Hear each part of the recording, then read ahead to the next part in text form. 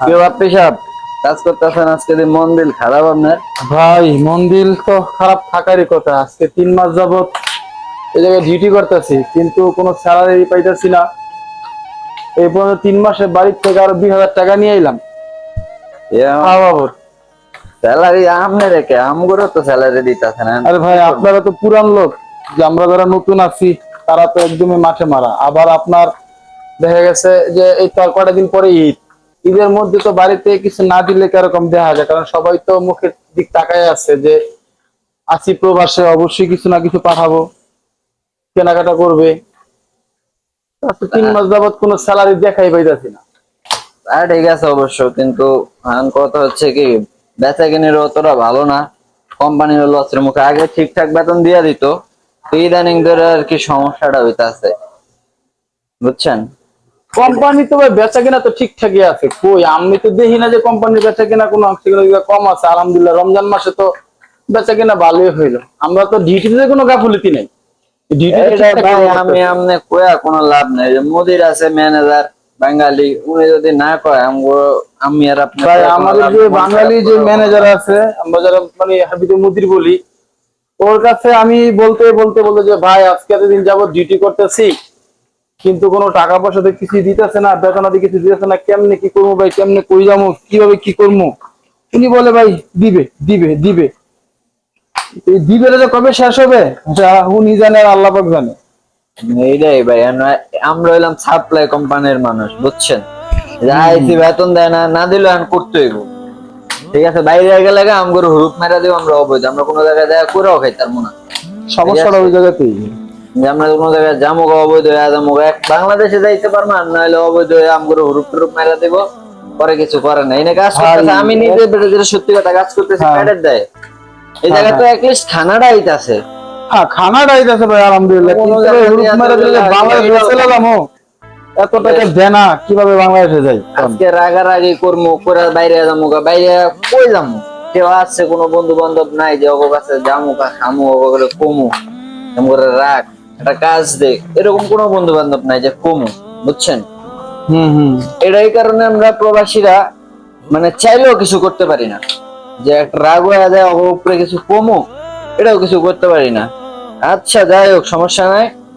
আমি আজকে শাকিল ভাইয়ের লগে কথা কমুনি, দেই কি কয় মু স্যালারি ব্যাপার নালে ভাই একটু সবাই মিললে আমরা বন্ধু। আপনাদের কাছে আপনাদের যারা পুরান আছে বিশেষভাবে অনুরোধ রইল ভাই, একটু যদি বলতেন, কারণ বুঝতেছি না তো সামনে ঈদ, বিশেষ করে ওই জায়গাটা তো একটা বড় সমস্যার মধ্যে আছে। আর তাছাড়া তো ভাই দেখতেছি না হাতের অবস্থা কিরকম, ভাই কতদিনই বা মানুষের কাছ থেকে হাওলাত নিয়ে চলা যায়, হাওলাত নিয়ে যদি ফেরত দেওয়া লাগবে না। এটাই। আচ্ছা আমি আজকে শাকিল ভাইয়ের লগে কথা কমে যে স্যালারির ব্যাপারে। ভাই 3 মাস তো হয়ে গেল, আর কতদিন বাপ মা এত কষ্ট টাকা খরচ করে পাঠাইলো, বেতন না পাইলে তো লাভ হইলো না। ঠিক আছে ভাই, মন খারাপ করে না, দেখতেছি আমি। আচ্ছা ভাই একটু দেখবেন ভাই। আচ্ছা ঠিক আছে, আও শাকিল ভাইয়ের কাছে যাই। আসসালামু আলাইকুম বড় ভাই। ওয়ালাইকুম সালাম, কি অবস্থা? কি অবস্থা, ভালো আছেন না সবাই? এই তো ভাই। কি সমস্যা?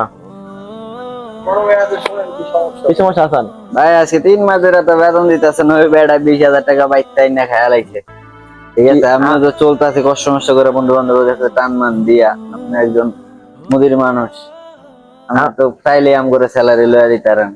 আমরাই তো ভাই 8 বছর ধরে কাজ করে এখানে, পুরান লোক আমরাই বেতন পাই না। তুমি বেতন হলে পাগল হয়ে গেছো, কাজ করতে দাও, বেতন পাইবা, সমস্যা কি? বেতন দিব না এখন, বেতন নেওয়ার চেষ্টা করলে চিলাচিলি করলে কাজ বন্ধ করলে দেখো খাইতেও পারতো না, রাখতে পারতো না। এমপেনে গেলে গাই তোমাকে গ্রুপ মেরে দিব, গ্রুপ মেরে দিলে পুলিশ ধরলে যাবো গা, বাসার দুনিয়াটা ঋণ কেমনে দিব? চেষ্টা করো, বিদেশে আইসে একটু কষ্ট করতে দিব, প্রবাসে আমার কোনো দাম নাই, বোঝো নাই? বাংলাদেশের মানুষ সব জায়গায় অবহেলিত। চেষ্টা করো, ইনশাল্লাহ আমি চেষ্টা করবো, বেতনের কথা কম মনে, সমস্যা নাই।